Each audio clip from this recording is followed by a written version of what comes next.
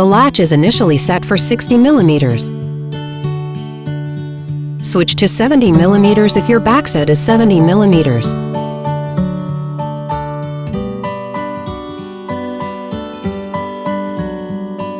Please ensure that the spindle is horizontal. Pass the spindle through the latch and pass the cable under the latch. Secure the mounting plate with screw B. Insert the connector of the cable to the socket. Secure the interior panel with screw C and screw D. Insert the batteries and install the battery cover.